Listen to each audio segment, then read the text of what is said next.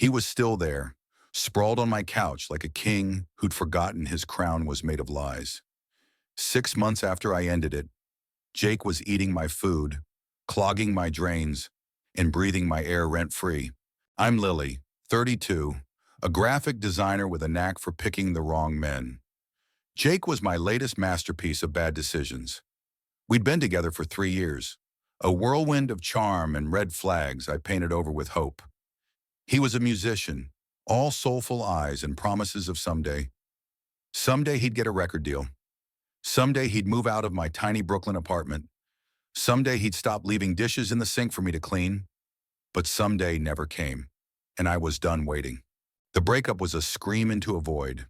Jake, we're done, I said one rainy October evening, my voice shaking but firm. His response, a lazy shrug and cool, but I'm staying here tonight. That night turned into days, then weeks, then months. He didn't leave. He didn't even try. Instead, he burrowed deeper into my life, a parasite in skinny jeans. My fridge became his buffet, my Netflix account his personal theater, my rent payments his free ride. I'd come home from 12-hour workdays to find him strumming his guitar, beer cans littering the coffee table, grinning like he owned the place. Why don't you just go, I'd ask, my voice a mix of exhaustion and rage. He'd laugh, that infuriating half smirk, and say, babe, where else am I gonna go? You're my home. Home! The word stung, twisting the knife of my own stupidity. I'd let him in, and now he was a tenant I couldn't evict. I tried reasoning. I tried yelling. I tried leaving passive-aggressive notes on the fridge, pay rent or get out. He'd scribble back, love you too, with a winky face. My friends told me to call the cops, but Jake wasn't violent, just maddeningly comfortable. He wasn't on the lease, but he'd charmed the landlord into thinking he was helping me out. I felt trapped in my own life, a prisoner in a one-bedroom cage. The breaking point came in April. 6 months into this nightmare, I just landed a big client, a logo redesign that could finally get me out of debt. I celebrated alone at a cafe, sipping overpriced coffee, when I got a text from Jake. Ordered pizza? You got cash? I stared at the screen, my hands trembling. That was my money, my life, and he was bleeding me dry. I drove home, fury bubbling like lava. But as I parked, a new feeling settled in clarity. I wasn't powerless. I wasn't his victim. I was Lily freaking Carter, and I was done playing nice. That night, I devised a plan, one so bold it scared me. It wasn't about kicking him out with force. It was about outsmarting him at his own game. Step 1, cut off his lifelines. I changed the Wi-Fi password and canceled my streaming subscriptions. Jake noticed immediately. Yo, what's up with the internet? He whined, poking at his phone like a confused toddler. Figure it out, I said, walking away. I stopped stocking the fridge with his favorite snacks. No more beer, no more frozen pizzas. If he wanted to eat, he'd have to pay for it. Step 2, reclaim my space.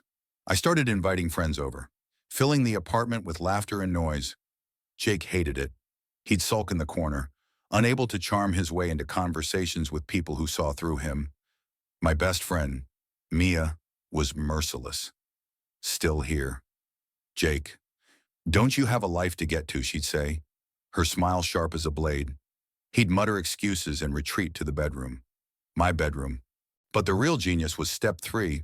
I turned his laziness against him. Jake loved attention, so I gave him the opposite. I ignored him. No more arguments. No more pleading. I treated him like a ghost, invisible unless he contributed. I'd cook dinner for one, lock the bedroom door at night, and leave for work without a word. He started to unravel. Lily, you're being cold, he'd say, his voice tinged with desperation. I'd shrug, mimicking his old nonchalance. Cool, but I'm busy. By May, he was fraying at the edges. He'd stopped playing his guitar, stopped smirking. He looked small. One night, he cornered me in the kitchen. What's your deal? Lily, you think you're better than me now. His voice cracked, and for the first time, I saw fear in his eyes. Not of me, but of losing his cushy setup. My deal, I said, stepping closer, my voice low and steady. My deal is I'm done carrying you. You have 1 week to pack your stuff and leave, or I'm selling everything you own on eBay. His jaw dropped. You wouldn't. He stammered. I smiled, slow and deliberate. Try me. The next day, I listed his guitar online. It was a bluff. I'd never sell it, but he didn't know that. The ad went live while he was out job hunting, aka napping in a park. When he saw it, he freaked.